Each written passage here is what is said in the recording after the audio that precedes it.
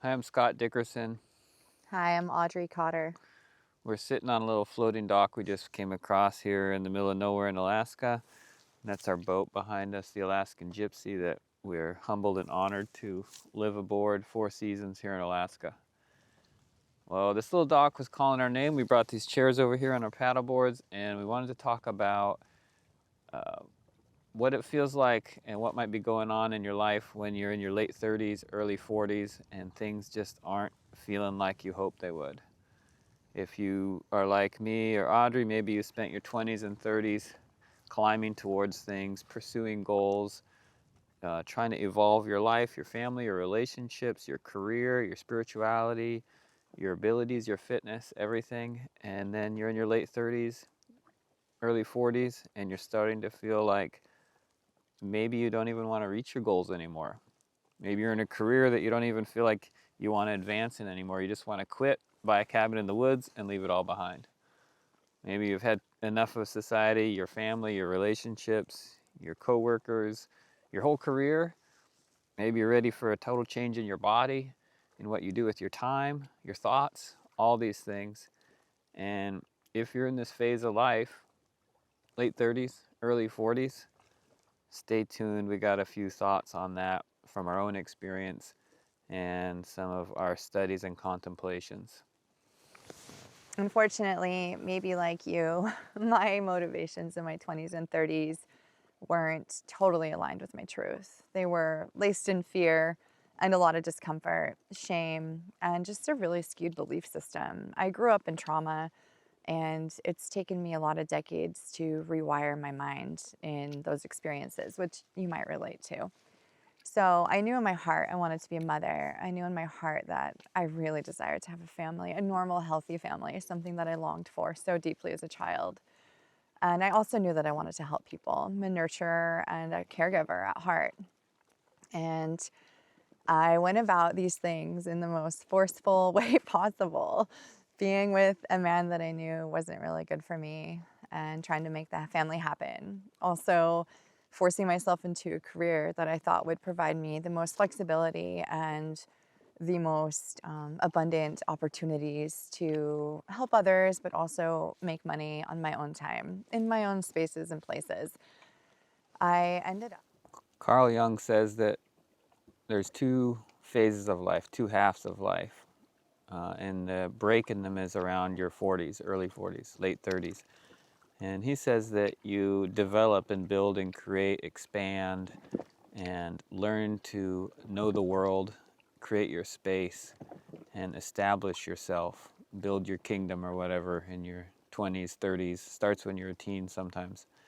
And mine was fortunate. I was blessed to grow up in a healthy family with virtually no trauma. I didn't have any major fears or problems. We had a modest life, but it was a healthy life. And so I had the good fortune of being able to go through my 20s and 30s. Instead of running from things, I was really chasing things. And I was pursuing my passions or interests with great zeal. And it was fun, and it created a lot of incredible experiences.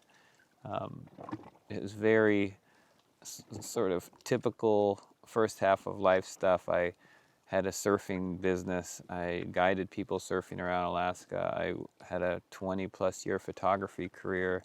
I commercial fished.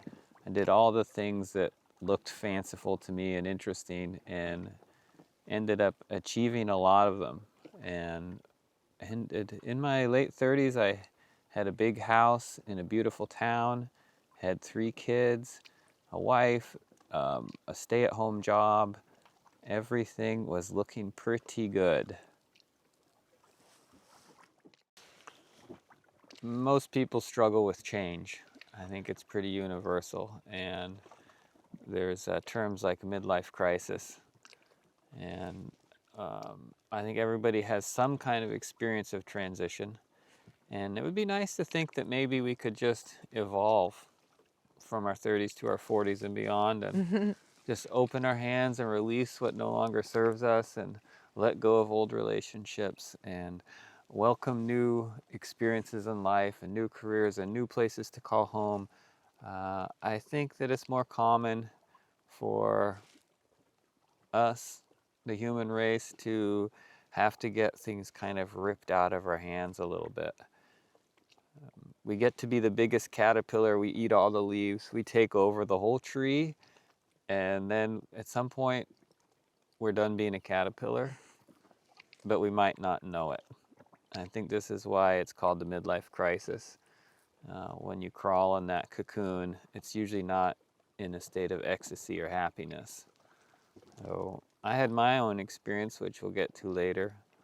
How did your transitional phase feel? What was it like for you? Yeah, well, one of my biggest goals and desires in life was to have a family and to show my kids a different way of living. And I would say I woke up one day, but I also kind of always knew under the surface. My daughter was 1 year old, she's my youngest. And I just realized that the way I was living was going to be a mirror of what I experienced as a child, unfortunately. And I knew that she wasn't going to learn by what I said, but by what I did. So I kind of had that take the bull by the horns moment. I started exercising every day. I started enriching myself in different cognitive and behavioral patterns that would help me evolve in my mind. I started to recognize unhealthy relational patterns in my life and started making some changes in my career to try and fit more of the essence of like what I wanted to change and what I wanted to achieve. I also faced my healthcare risks of this BRCA1 genetic mutation and also took that bull by the horns and had a couple of pretty big risk reducing operations. I also surrendered using food or alcohol or anything else to help me in my coping. And I just kind of let all of that go actually early in 2017. So that was 5 years after my daughter was 1. So I'd been working on these changes for 4 years. And then 5 years later, I just said, take it. I'm not going to try and hold on to any of this anymore. My unhealthy marriage and my own unhealthy relating patterns with myself and also my fear with this medical situation. And that was the year for me, everything changed. So did you feel like you responded to a desire to change, or change came at you from the outside? It felt like, I mean, I had a desire to change, absolutely. But I also felt like I didn't really have a choice. Like I had this little voice inside of me that was like, this isn't how you're meant to live. Like, you're going to die if you keep living this way. You are repeating patterns that you are here to break. And so it was external, it was in my face, but it was also, it was really that voice inside. So I think in life we find our flow. We try to find what feels downstream. And when you're 20s and 30s, it's outward, it's building, it's developing, it's creating, and that feels like it's in the flow. Business is exciting. Strengthening your body is exciting. Overcoming challenges is exciting. Advancing in your career is energizing and done with great enthusiasm. And get into your late 30s, you start to see, gosh, I got the family now. It doesn't feel that good. For me, it's like I have the career, I had some great success in all of the aspects that I pursued, but after I succeeded a few times, I started to realize that, what am I going to do this forever? Am I going to become fixated on a goal, reach the goal, and then be like, what's next? I think it's typical that life in that time period brings in some transition. It can well up inside of you as that feeling where you wake up in the morning and what used to motivate you to jump out of bed and run all day feels completely pointless. Yeah. And you'd just rather stay in bed because there's nothing left in it. It can also come through some sort of crisis. Right. A lot of people I observe experience this, and the trick with that is life needs to change. If you're in your late 30s or early 40s, it's time for your life to change. And you can either welcome that change and start to let go of things and start to turn your boat downstream instead of upstream. But the trick can be is do you know that the current has changed? Mm-hmm. Are you aware that it's time to change? Maybe you were motivated by this career goal or by this relationship desire or whatever it is for 20 years. It may have held your energy and your enthusiasm for 20 years, and then you get habituated to it, and it's uncomfortable to realize that maybe it's over. And this is what Carl Jung says is it's the second half of life. It's different than the first half. Mm-hmm. And you have an opportunity there to transition with grace and ease, or the universe to smack you down until you finally let go in your pile of ashes. And I think we all experience it a little different. We'll share our own personal experiences. Audrey did a little bit already on how that went. But the key thing here is to know that it happens, Mm-hmm. so that you can approach that period of your life with awareness instead of wondering why everything is falling apart. Why is my job not motivating? Why are my coworkers on my nerves? Why do I not Mm-hmm. even care if I become the CEO? It's not fulfilling to remodel my home anymore. I'm done. Mm-hmm. Well, I hope this video can give you a little bit of confidence and awareness around the fact that maybe you're sensing a shift in the tide, and maybe it's time to turn your path with the current again.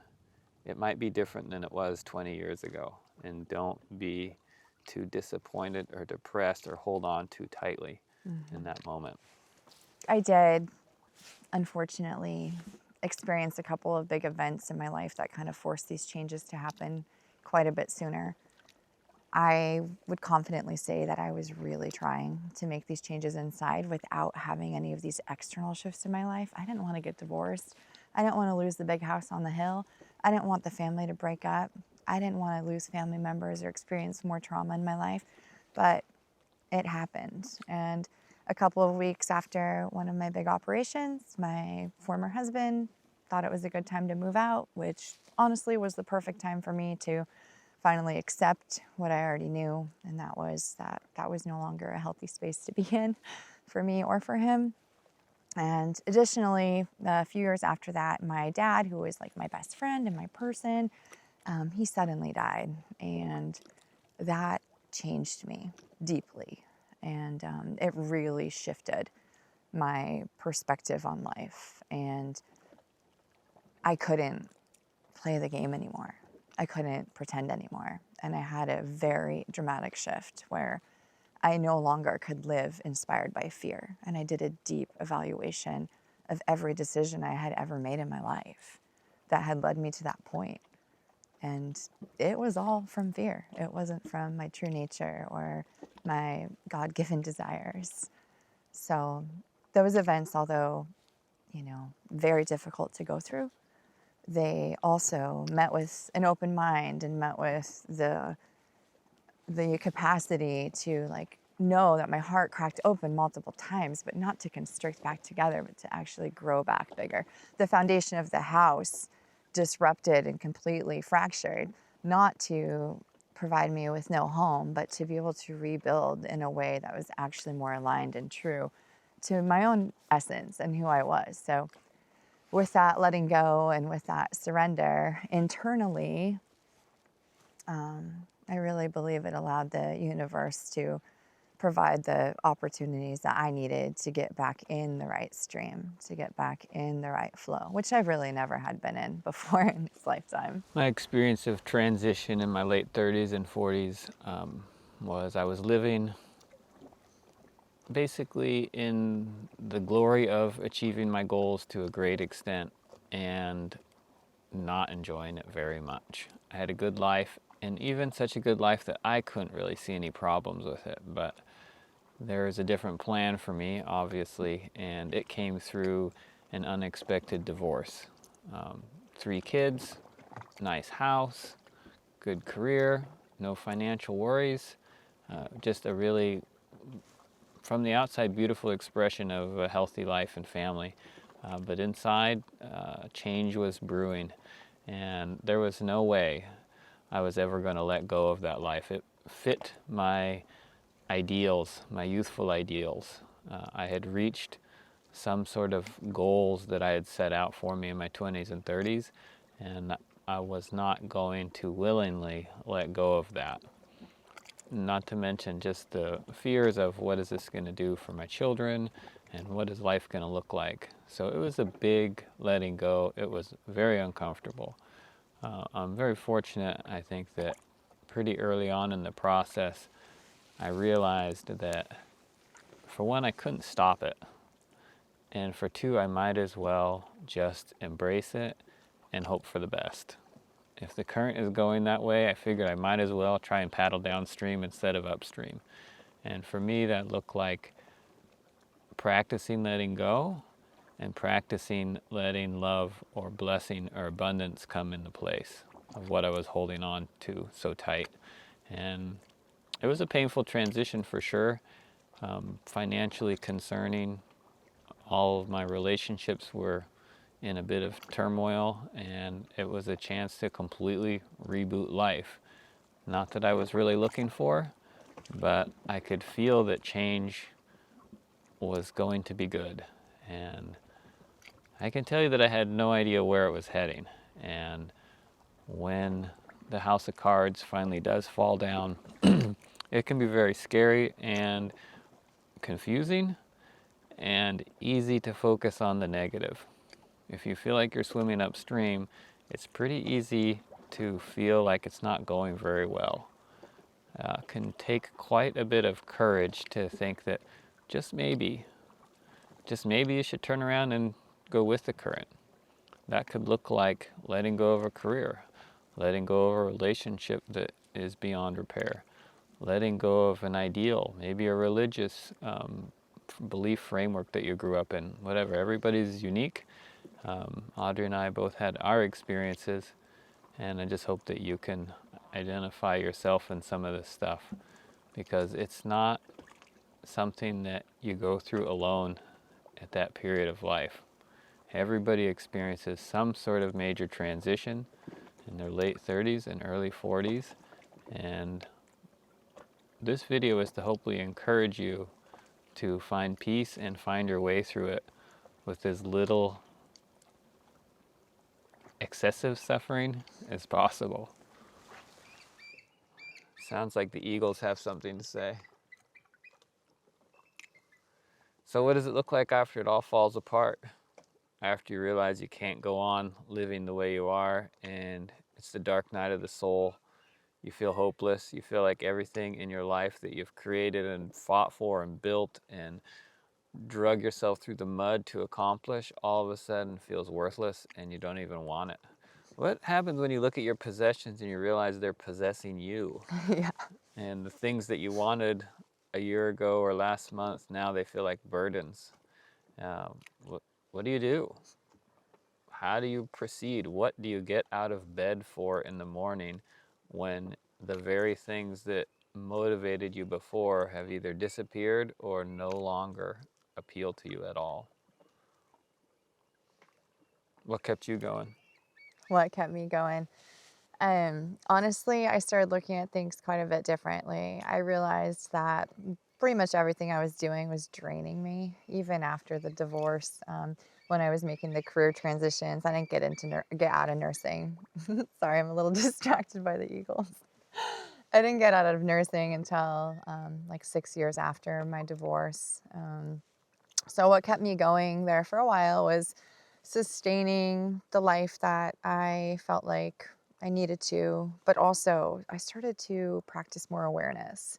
I started to pay attention each day. What was taking away my energy? What was creating a space of neutrality with my energy? And what was filling me up? I also started to check my motives. Was I doing things out of fear or ego, or was I doing things because it truly felt aligned for me? And those two practices mentally really shifted my framework and my experience of life. And I started to take note.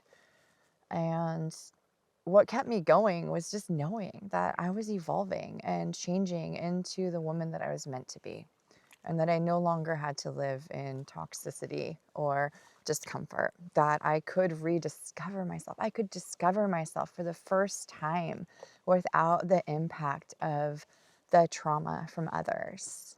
I could embrace that freedom. And although it felt lonely a lot, this journey of evolution and awakening felt incredibly lonely, it was also very invigorating and very inspiring. I also knew that I was recovering from being laced in codependent relationships my entire life. And the real thing that kept me going was a trust and a faith, that knowing that if I was facing forward, facing towards the sunshine, facing towards my true nature, then everything was going to work out. And if relationships, even the ones with my family, if they fell apart or they shifted, that's okay, because I no longer was available to live in the ways that I had been living. So my inspiration was truth. My inspiration was trust. My inspiration was faith, and just a really deep, soul burning need to come into contact with the woman that I am and I'm meant to be, and not being available to play small or settle for less anymore at all. I just basically had it. So I was thinking about this the other day, and I realized that when you encounter a major midlife crisis or transition, it sort of can feel like you have everything on your table, your workbench, whatever it is, your desk, and it gets flipped upside down or it gets tipped over. Everything's on the floor. And I didn't want to just pick everything back up and put it back on the desk anymore, because you know what? I wasn't really happy with what I had on the desk. I wasn't ready to wipe it all off, but it just got wiped all off. So I had a blank tabletop, empty workshop, empty workbench. And so I remember very clearly thinking, well, you know, this would be a great time to think carefully about what I put back on that desk. How do I put it there? What do I want there? And another good analogy for it is, imagine that you're carrying a bucket and there's a lot of stuff in your bucket. And by the time you're 40 years old, you got a lot of things in your bucket that you're carrying. It's family, your birth family, your own family maybe, all the relationships you've developed, all of the skills and careers, all of the assets that you've acquired, all of the things, the emotional, relational, physical, health baggage, all these things. And what if your bucket gets dumped out? I think most people experience this. They call it a midlife crisis usually, but it's when everything you know in your life gets mixed up. And I had the awareness of thinking, you know, I'm going to be careful what I put back in my bucket. I don't want to end up carrying that same load of stuff. And so I felt like I was starting in a really fantastic spot, because I had a lot of skills, I had a lot of friends, I had a lot of assets and abilities, but altogether they were too much. And I didn't want them all. I didn't want to be pursuing them all. I didn't want to be chained down into all of the things that I had developed and grown in my 20s and 30s. So this kind of brings us to the second chapter of life, and it's not meant to look like the first chapter. And the main difference is that, as Carl Jung says, it's time to turn inwards. The first half of life is outward. It's your attention going out towards life and things and people and relationships. And your second half of life is meant to be totally different. So it's to turn around and look inward. And it's not to say you're going to become a hermit in the woods or live on a sailboat, but you might. And the real point of it is, it's a time to exercise your discernment and your wisdom. It's not a time to build and amass and grow. It's a time to enjoy and appreciate and contemplate. And the first thing to contemplate is, how do you want your life to be? What do you want in your life? What do you want to motivate your existence? What do you want to get out of bed for in the morning? And you've had a lot of experience now. You've tried a lot of things. You've done a lot of things. Got to know a lot of people. Maybe you've made a lot of money, or maybe you've figured out a lot of ways not to make money, or to live frugally, or whatever it is. But you have the wealth of experience behind you now, and it's time to use the wisdom you've gathered, the lessons you've learned, and design a life that actually is in alignment with what feels good to you and what you actually want. Not out of panic, not out of fear, not out of just chasing your lusts or passions for things, but out of lived experience wisdom. And now is the perfect opportunity to start making those little tiny choices that lead to incredible dreams coming true, whatever it is. Baby steps. Well, it's actually Valentine's Day, 2026, ironically. And behind us is a great big red boat in that beam of golden sun. We're in southeast Alaska. And it's a rare sunny day and calm. It's incredibly gorgeous. But Audrey and I actually met. I was really just coming out of a major transitional period in my life. The butterfly was in the cocoon still, but trying to figure out what new life was going to look like. And I knew that I wanted to share it with somebody. And we met at about that time. She was a couple years ahead of me in her life transition. And so we met each other, and our ideals for our second half of life aligned very, very well. And what it looked like was a lot of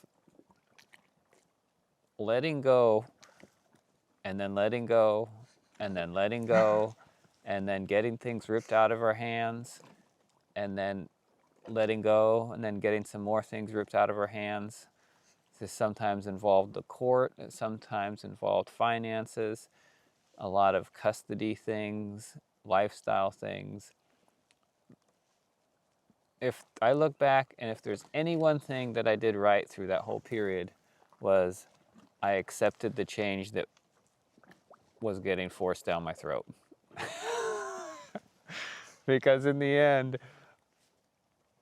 we're living a life now that is quite honestly beyond what I was capable of dreaming. Same. And that's a hard thing to fathom. Imagine a life that you can't even imagine. Take what you think might be amazing and then square it, times it by itself. And for me, that's what that boat is back there. I never dreamed of a boat that amazing, and especially not one that I could live on and call our home. And it's been baby steps. It was baby steps into a rental. It was baby steps selling my dream home in a divorce litigation battle. It was helping Audrey sell her home, her second step home, her purgatory home. It was letting go of all of the aspects. Trust me, there was lots in there. And I just realized you have to let go. You have to open your hands to receive. Right. You cannot receive when you're gripping hard. And my experience, which I hope would be yours, is if you open your hands wide, you might be amazed what comes in. The blessings that are out there for you are beyond your wildest comprehension if you can let go and be open to receive. That's what I think. I hope that your experience is not different than that. But that was the journey for me, and we live on a boat year-round. It's an amazing boat. It took a lot of work. It took a lot of risk. It took a lot of letting go of what other people will think, how this is going to work with custody, schedules, and family and relationships. How is it going to work financially?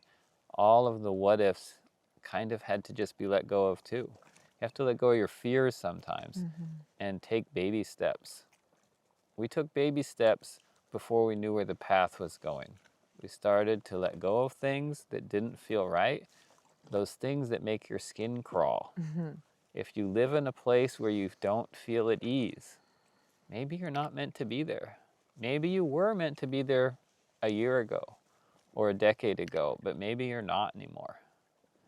And I can tell you, we wouldn't be living on a boat if we had stuck with what we thought was best 10 years ago. Right. It's different, It's very different. wildly different. That's because this is the second half of life, and it's not meant to look like the first.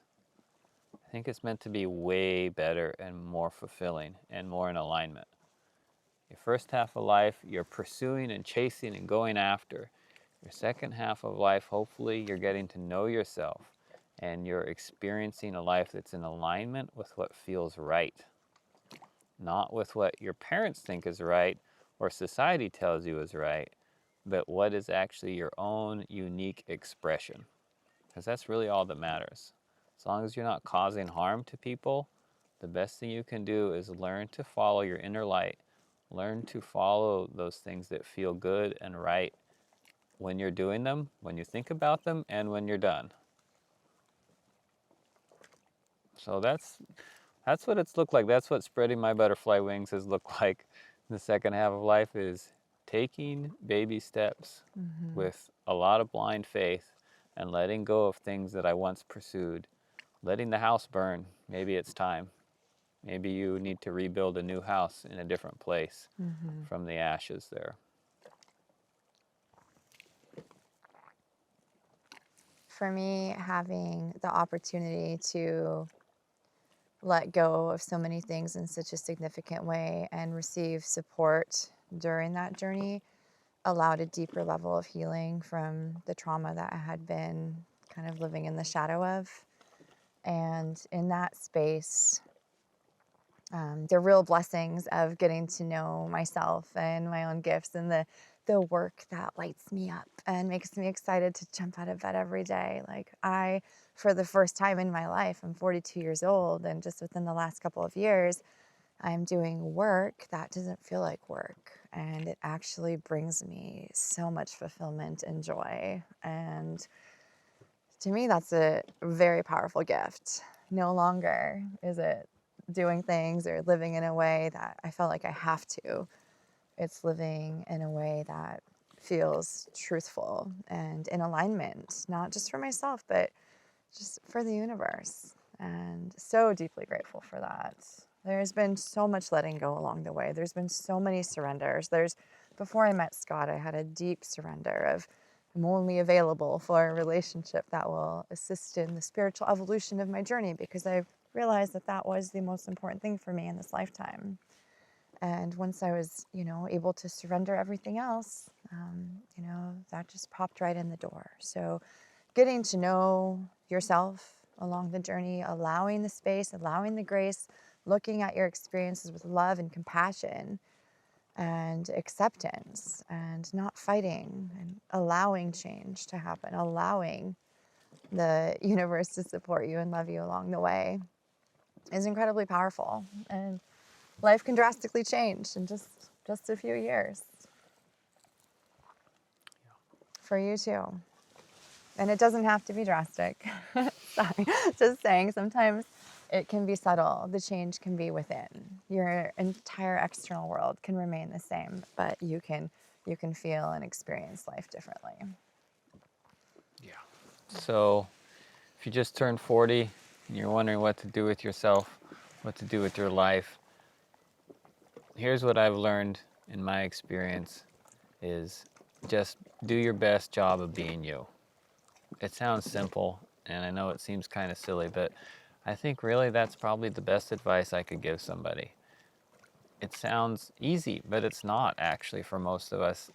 You probably have spent a lot of your time trying to learn the world around you, trying to learn what other people want you to do, how to make people happy, how to avoid pain, how to avoid your fears, and how to get your little dopamine hits, your little successes.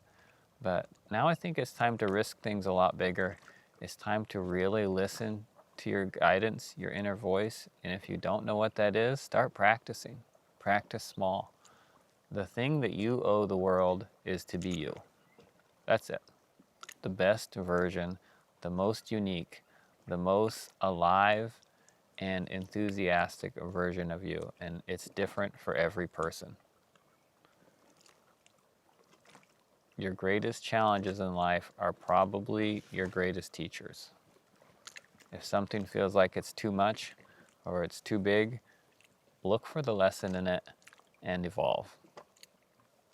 it's time. It's time for you to have a new life. It's time for you to break out of your old molds, and become a butterfly, or become the most beautiful rose, or become the biggest buck, whatever it is. It's time to express your unique voice, your unique talent, your unique art, your unique skill in the best way that you can. I hope that is encouraging. I hope you leave a comment below and tell us how you're changing your life, what your metamorphosis is going to look like, or what it feels like right now. If you leave a comment, we'll read it and we'll do our best to respond, and wish you the best. And I hope that, like Audrey and I, you find an incredibly blessed existence, living out dreams that you didn't even dream, experiencing things that just seem too good to be true day after day.